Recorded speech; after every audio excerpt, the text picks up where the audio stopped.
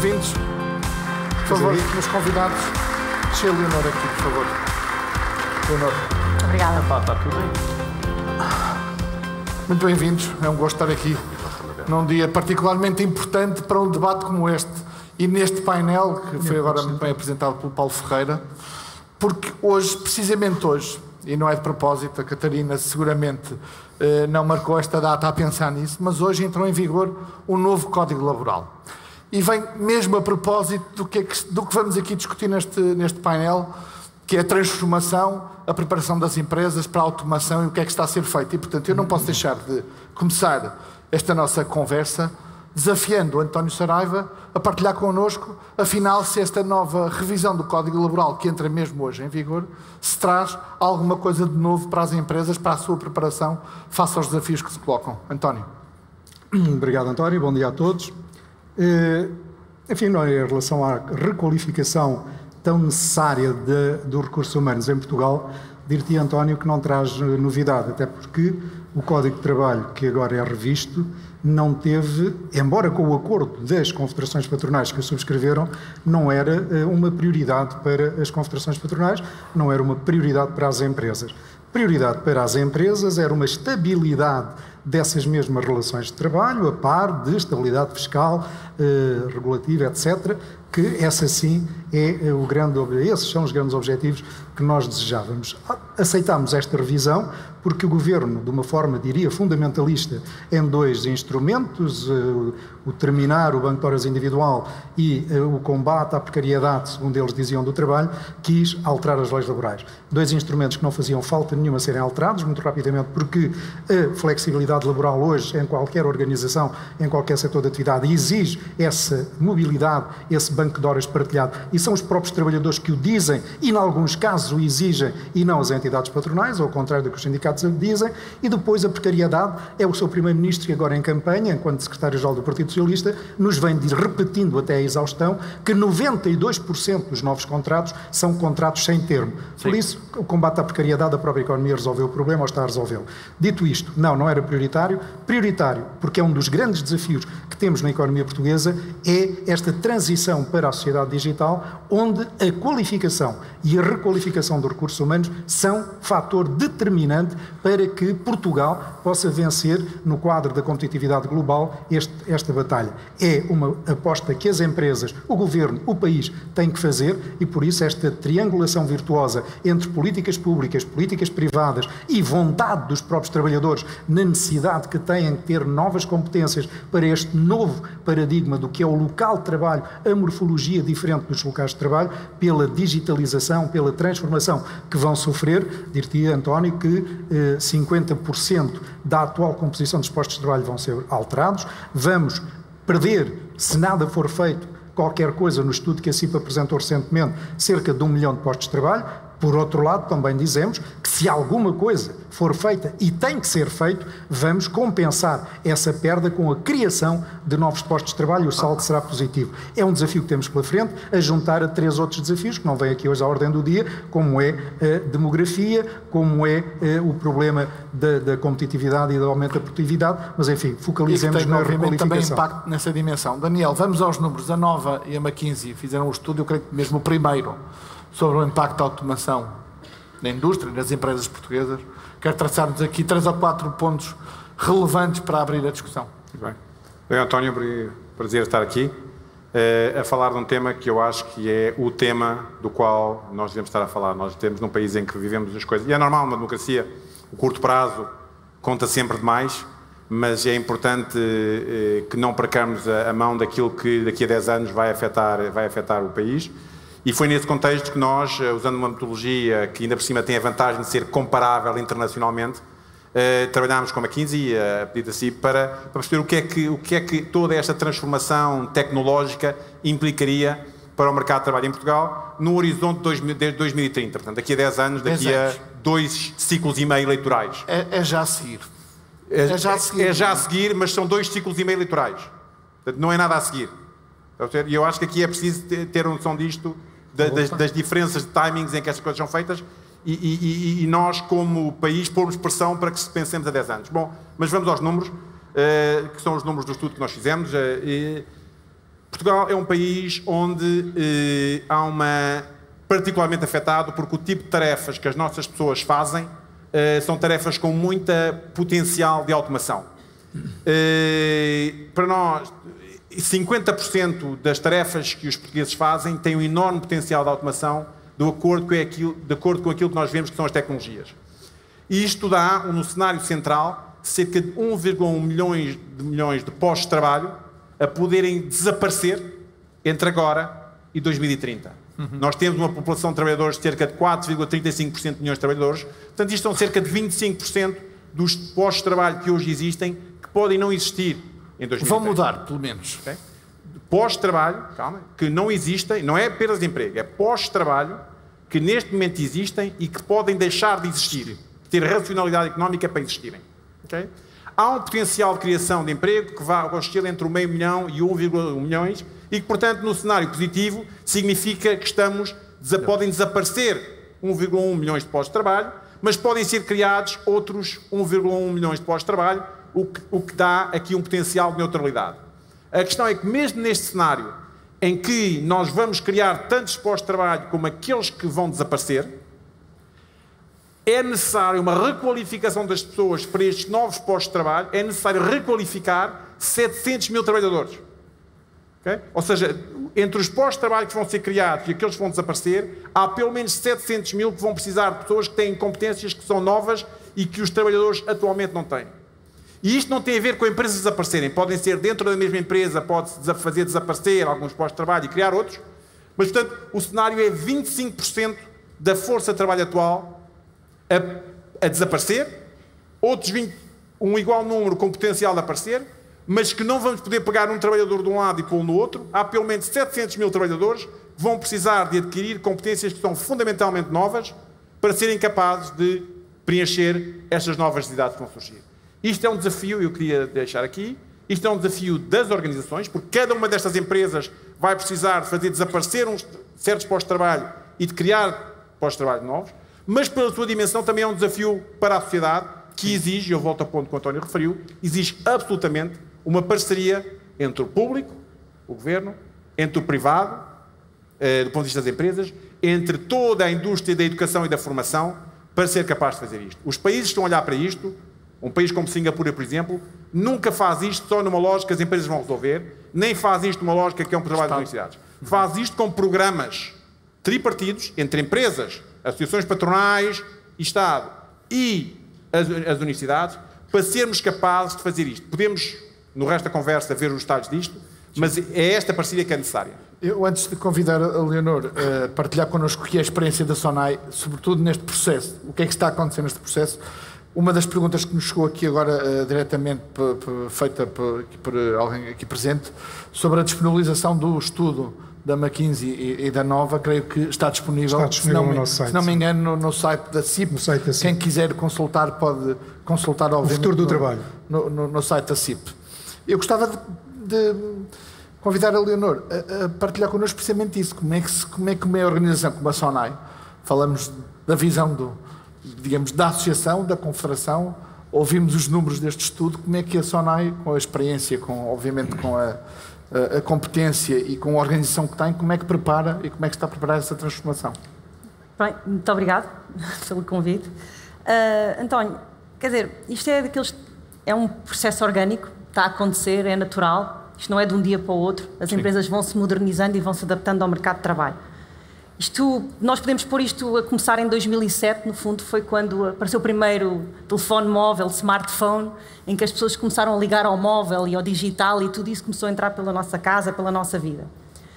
Há um ponto que o estudo da CIP fala muito, e até o título do painel é o futuro do trabalho, a requalificação.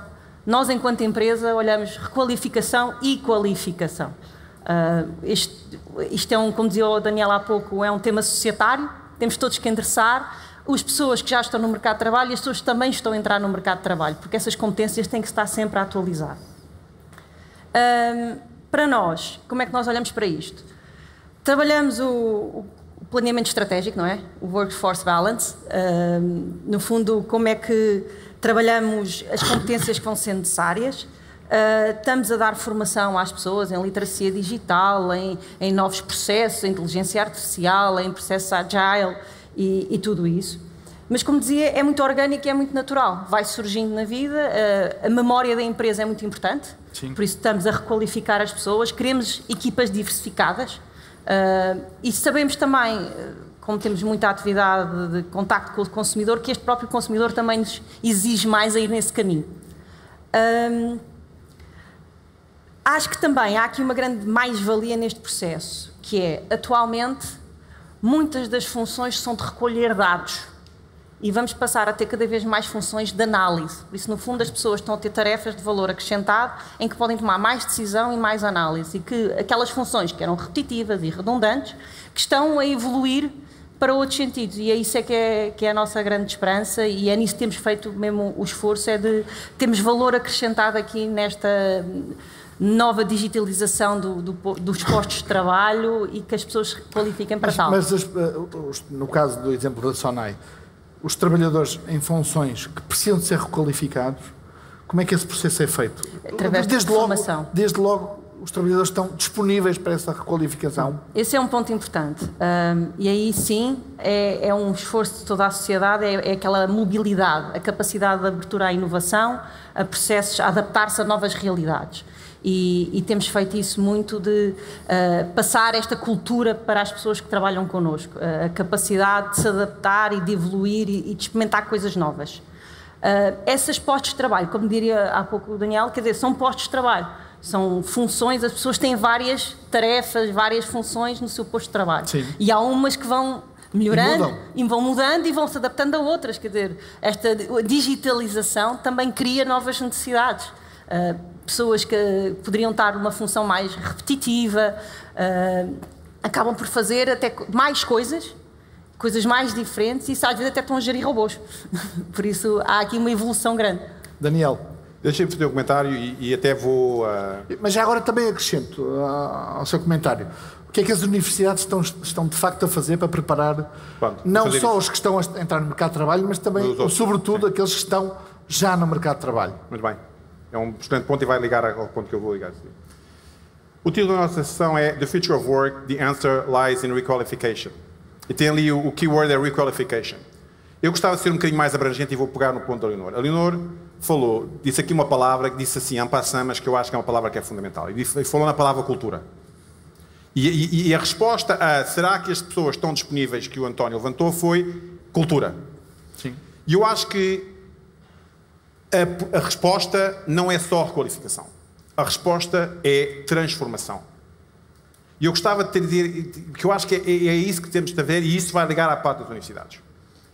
É impossível que uma organização que trabalha numa lógica de cultura e de estratégica e de ambiente de trabalho de século XX pegue nas suas pessoas, as ponha numa escola a aprender a fazer tratamento de dados, as volte para a organização e as consiga sequer ser útil neste contexto. Não vai funcionar. A resposta não é só requalificar. Se a questão é pegar numa pessoa... Isto é possível fazer. Pegar numa pessoa que está, por exemplo, na contabilidade.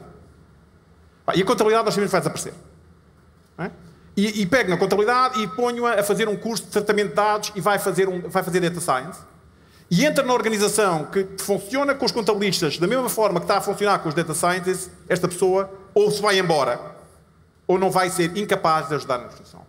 As organizações têm que se transformar. E isto significa o quê? Significa que tem que começar por cima. A maior parte dos CEOs portugueses, como a maior parte dos CEOs internacionais, obviamente estamos a falar aqui com alguém que vem da Sonai. A Sonai não é um exemplo. Infelizmente para nós não é um exemplo. É um ilhéu naquilo que é o contexto industrial português. A maior parte das indústrias em Portugal, o CEO desta organização ouve falar destas coisas, mas não percebe como é que eu pego a minha organização e a transformo para lidar com ela. E, portanto, é preciso começar no CEO, mindset, visão, internacionalização. É preciso começar a seguir, então, como é que eu preparo a minha organização, estratégia, cultura, por aí afora. E só depois de eu ter uma organização que está capaz de enfrentar estes desafios, eu posso ir à qualificação das pessoas. E isto é tudo feito ao mesmo tempo, obviamente. A minha sequência não é uma sequência cronológica, mas é uma sequência metodológica que nos permite pegar numa organização que teve sucesso no mundo do fim do século XX e que está preparada para um mundo do século XXI em que é tudo, em que as pessoas estão a mudar, em que os desafios de sociedade estão a mudar, em que o mindset dos trabalhadores, e eu sinto na escola, está a mudar, em que o grau de concorrência está a mudar, porque eu antigamente estava a concorrer com os meus competidores normais e agora estou a concorrer com a Amazon e nem sei o que é a Amazon. E isto exige uma forma completamente diferente de estar e exige transformação. E a requalificação é um dos vetores da transformação, mas não é o único e não funciona sozinho, porque se os outros não estiverem lá, não resulta em coisa nenhuma. As escolas, deixa-me só falar aqui, as escolas têm que se transformar. Ou seja, as escolas que estavam do lado da qualificação têm que ser capazes de estar com as organizações neste processo, que é um processo que leva tempo, neste processo que é um processo muito abrangente e neste processo que é um processo hard e soft. E é nesta lógica que as escolas têm que estar com as organizações durante anos a ajudá-las a transformarem-se no CEO, na estratégia, nos programas de inovação, nos programas de qualificação, e é isto que nós estamos a fazer. Nós, se calhar, pegando um pouco também, complementando o que está a dizer, mas para nós é muito motor, como lhe disse há pouco, o consumidor. E acaba por ser muito motor dessa cultura. Começa, como diria assim, nos quadros de topo, mas as pessoas que também estão nas lojas aprendem com o consumidor e vice-versa, porque eles são consumidores. A exigência. É a exigência de todos e todos nós somos consumidores e levamos isto. Acho que claramente há aqui um papel, e quando falamos em cultura, começamos na pré-primária. E aí é um trabalho muito das instituições públicas, do governo, das escolas. Acreditamos muito nas plataformas de cocriação. E temos trabalhado muito com escolas de negócios, é conhecida a nossa história com escolas de negócios, mas gostaríamos que isto fosse muito mais aberto a toda a sociedade. E nós estamos disponíveis para estar sempre nesse barco e ajudar a co-criar. Muitas vezes entra-se nos cursos e as mesmas próprias skills e as competências que estão a dar já não são adaptadas ao que é que vai ser exigido. E essa requalificação tem esse ponto. Daí as políticas públicas serem muito importantes. E por fim, claramente, é preciso cultivar as competências de empreendedorismo, sociais, cívicas, para que as pessoas tenham essa abertura à mudança e serem capacidade de ver que o futuro do trabalho são muito mais skills que são flutuantes e que se vão construindo do que setores estanques. Uma aprendizagem única naquele momento. A requalificação é constante, é um lifelong learning que vamos fazendo ao longo da nossa vida. Então, mas eu acho que foram aqui ditas coisas importantes, desde logo a transformação que o Daniel apresenta. Há, de facto, uma sociedade em transformação, a universidade está em transformação, as empresas estão em transformação e, independentemente dos grandes exemplos, como a Sonai e outros, que felizmente temos na sociedade portuguesa, há depois os outros pequenos exemplos. E há regiões, por isso nós temos uma heterogeneidade, que são o tecido empresarial, mas é também a micro-realidade regional, porque o país é, da mesma maneira que temos microclimas, as regiões têm modos próprios e fenómenos próprios. Há regiões mais bem preparadas para a regiões que estão mais ameaçadas, há regiões melhor preparadas e, por isso, neste macro-estudo que nós apresentámos, depois tivemos o cuidado, que terminámos há 2 meses atrás, de o fazer região a região. Fizemos no centro, fizemos no sul e fizemos no norte. E percebemos, quer porque o estudo nos apresentava essas diferenças, quer a realidade concreta, que a concentração de determinadas atividades económicas em determinada região do país faz com que a ameaça incida mais sobre o têxtil, por exemplo, que está no norte, ou a restauração, que está mais no sul, atendendo ao dinamismo do turismo.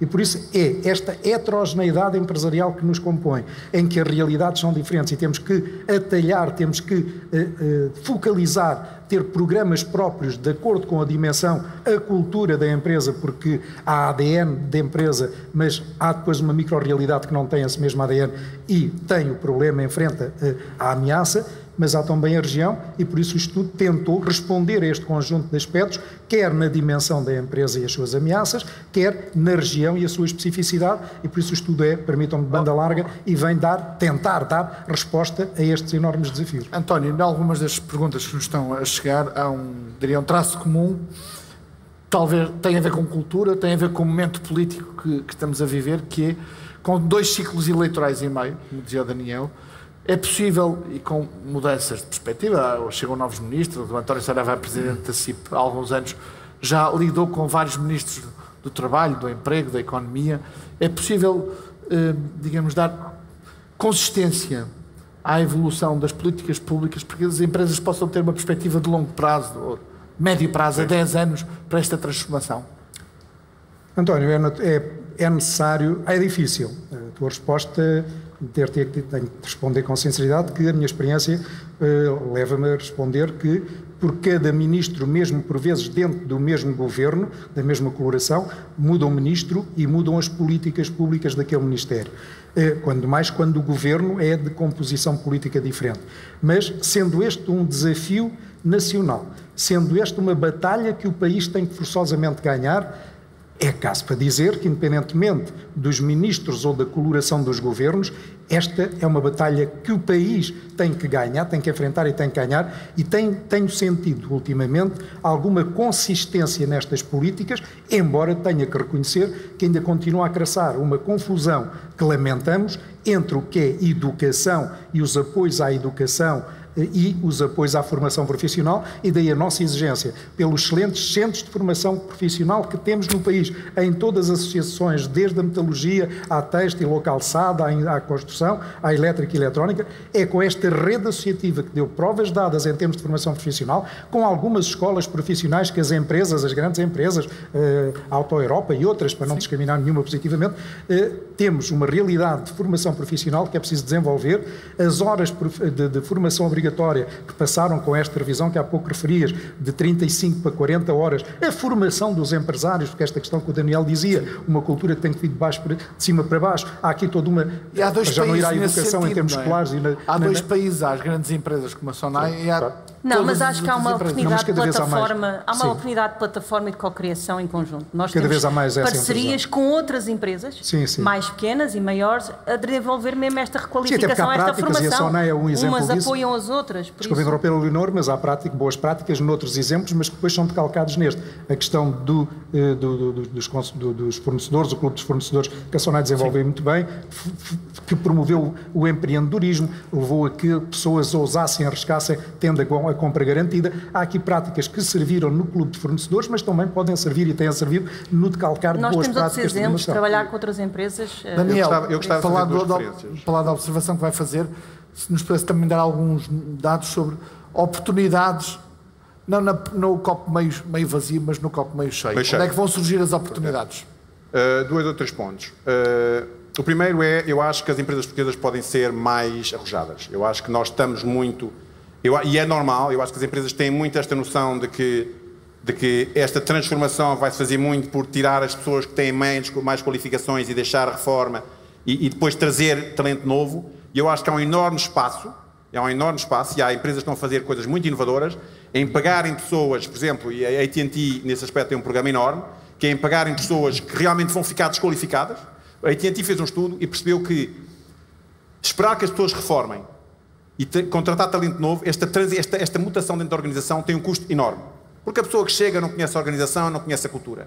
E, portanto, chegaram à conclusão que é mais rentável pagar uma pessoa que, por exemplo, está na contabilidade e vai deixar de ter emprego e ajudá-la, porque ela conhece a organização, ajudá-la na parte dos dados e, portanto, transformá-la num data programmer. Isto se faz todos. E, portanto, há cenários bastante arrojados em que as organizações podem pegar nas suas pessoas e passá-las para áreas completamente diferentes. Eu posso dar dois exemplos nossos. Concretos. Posso dar dois exemplos nossos concretos. Segundo ponto sobre onde é que, obviamente, que vai surgir imensas oportunidades. Estas oportunidades vão ser trazidas por novo talento e também por talento global. E, portanto, é impossível pensar na questão da tecnologia sem pensar na questão da globalização, e estas novas soluções vão surgir sempre num ambiente internacional, num ambiente global. E eu acho que por aí Portugal tem uma oportunidade enorme. Eu acho que Portugal vai ter excelentes anos nos anos que vêm. Nós temos um país em que o mundo está todo a implodir. E se não notam isso, é só ligar na televisão hoje à noite e veem que o mundo está todo a implodir. E em Portugal nós tivemos, ao contrário de outros países, uma vitória da sociologia sobre a política. Ou seja, os políticos em Portugal perceberam que a sociologia portuguesa é uma sociologia de estabilidade, e vejam o movimento que partidos que estavam na esquerda já fizeram para o centro e partidos que estavam na direita fizeram para o centro. Direita não existe em Portugal, mas, portanto, partidos que estavam na esquerda fizeram para o centro. Esse ambiente vai obrigar a que a política em Portugal vai ser muito realista e vai ser capaz de trazer cenários de muita estabilidade por aí afora. Se nós conseguirmos, e este é o trabalho que temos que fazer, explicar às pessoas, não aos políticos, explicar às pessoas a urgência de fazer políticas neste sentido, E conferências como esta são muito importantes, portanto, não é só aos políticos, é às pessoas, a cada um dos portugueses, que isto tem que acontecer. Eu acho que a pressão que vai existir sobre os políticos vai se fazer verificar e eu acho que vamos ter aqui um ciclo muito virtuoso, que é Portugal pode ser uma espécie de oásis no mundo em incrível instabilidade e muito investimento estrangeiro pode vir para Portugal à procura dessa estabilidade para fazer projetos de longo prazo e é nesse sentido que eu sou bastante otimista. Já está a acontecer, Daniel. Já está a acontecer. Mas podemos construir muito sobre isso. Vou dar à Leonor a oportunidade porque ia citar 2 exemplos e os exemplos são sempre nós temos um exemplo, as melhores formas de deixar referências. A par do que estava a dizer o Daniel, nós temos parcerias com politécnicos para desenvolver áreas de formação mais digitais ou menos digitais, necessidades que temos reais no mercado de trabalho, e temos um exemplo agora recente da Vorten, que seria uma parceria com a Auto Europa na área da logística para a automação e para a requalificação de pessoas. Por isso, claramente, a parceria, o trabalharmos em conjunto, é o que é. Isto é um tema societário, como dizia, é cultura. Sim. E tem que começar por todos. Politécnicos, ensino. Empresas estão aqui, em parceria. E o António levantou o poder, mas o poder não é só o Governo Central. O poder pode ser a nível regional e pode ser a nível central. É esta parceria que tem que se fazer em Portugal. É esta parceria que tem que se fazer em Portugal para um projeto a 10 ou 15 anos. E é esta parceria que os portugueses têm que falar aos portugueses para exigirem que os políticos e as empresas sejam capazes de construir. Quando isso fizermos, e eu acho que é possível fazer, temos um potencial enorme para ter aqui uma década verdadeiramente única em Portugal, quanto mais não seja, porque todo o resto do mundo está a arder e nós não estamos. Eu retenho para a nossa conversa cultura, parceria, urgência e, apesar de tudo, otimismo. Obrigado pela vossa presença. Obrigado.